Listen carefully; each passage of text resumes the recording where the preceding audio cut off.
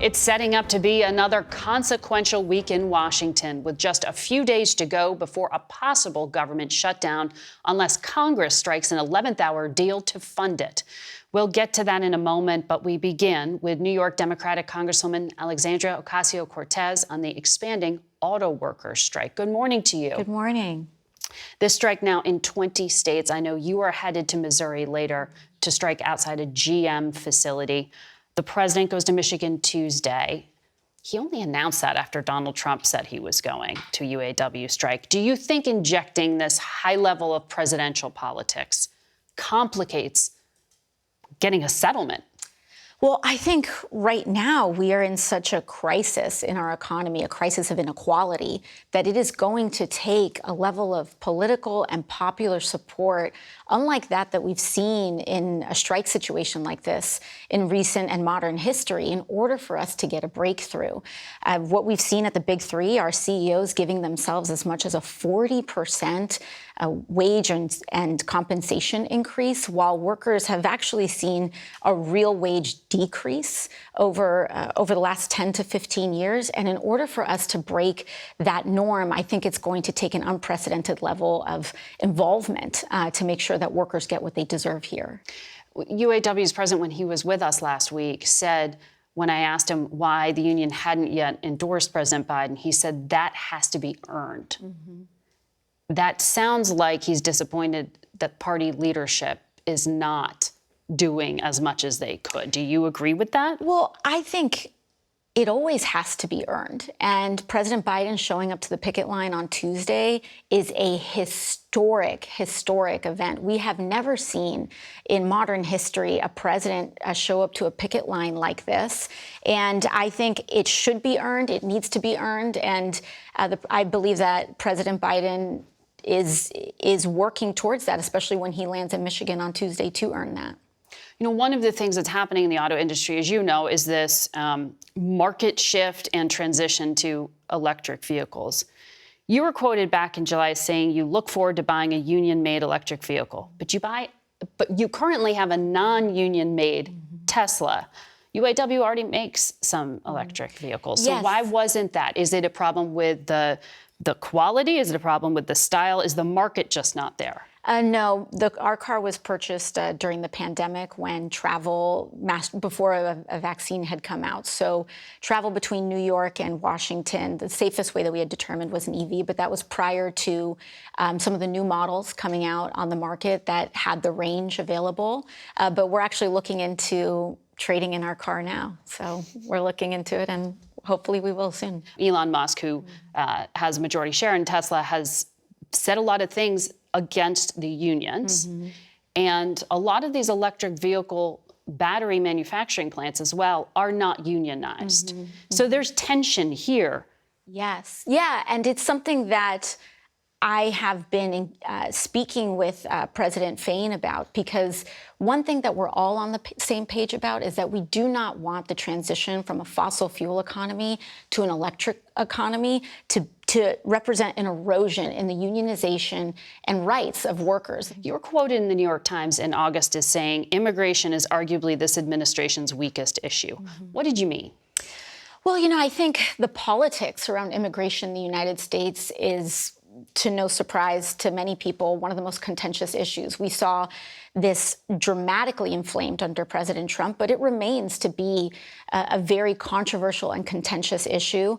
And that makes, I believe, enacting some of the policy changes necessary much more complicated and difficult. Now, this week, after perhaps almost a year of pushing from both the Congressional Hispanic Caucus to the New York delegation in Congress, we pushed to make sure that the Biden administration extended temporary protective status, otherwise known as TPS, for Venezuelans, which will allow and open the pathway for Venezuelan migrants to actually begin working and supporting themselves, which will reduce the strain on our public systems, particularly New York's shelter system and more. That's for 500,000 Venezuelans, but only if they came here before July. Yes, yes. So does Congress need to do something like the HIRE Act that one of our guests, Tony Gonzalez, has put forward, or others, to to put that into law, so it's not just a one-off? Well, I definitely think that we need to have comprehensive immigration reform so that we aren't constantly doing this patchwork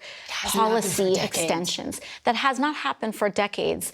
But additionally, I think we also need to examine the root of this problem, because if we are constantly engaging in foreign policy that drives people to our southern border. In this specific instance, U.S. sanctions that were originally authored by Marco Rubio began and precipitated, certainly took a large part in the driving of populations to our southern border. Shortly after those sanctions, those broad-based sanctions. You're talking about Venezuela. Yes. Shortly after those broad-based sanctions were enacted, we started seeing dramatic increases in these populations that were coming to our southern border. And so we have to address the root of these population movements and the migration crisis.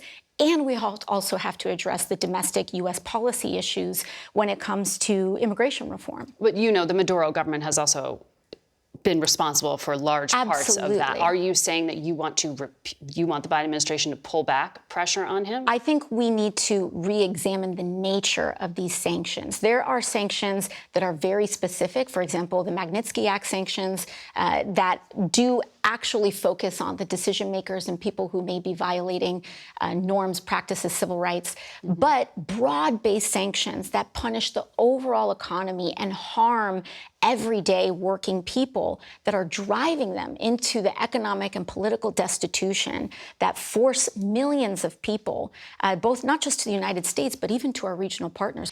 Senator Bob Menendez of New Jersey, as you know, has just been indicted on bribery charges. Should he resign? And what do you think of his statement that it has to do with him being a Latino? Well, you know, I think the situation is quite unfortunate, but I do believe that it is in the best interests for Senator Menendez to resign in this moment. As you mentioned, consistency matters. It shouldn't matter whether it's a Republican or a Democrat. The details in this indictment are extremely serious. They involve the nature of not just his, but all of our seats in Congress. And while, you know, as a Latina, there are absolutely ways in which there is systemic bias, but I think what is here in this indictment is quite clear. And I believe it is in the best interest to maintain the integrity of the seat.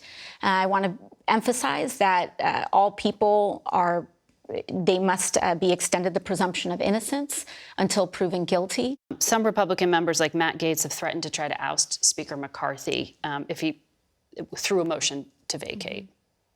Would you vote with him as a Democrat to get to 218 to oust Speaker McCarthy? I mean, I think that we would have to cross that bridge when we get to it. Speaker McCarthy has been very weak. I think that he has also engaged in just absolutely terrible decision-making for the American people, from continuing to try to cement denying the right to an abortion among women, to the denial of to policy that denies the reality of climate change, to basic fiscal irresponsibility and recklessness. We are at the brink of a shutdown right now. And so absolutely, I think there is grounds. However, we are also in the midst of an extremely chaotic Republican Party, and we do not want chaos to reign in Washington either. Congresswoman, thank you for your time. Thank you. Thank you so much.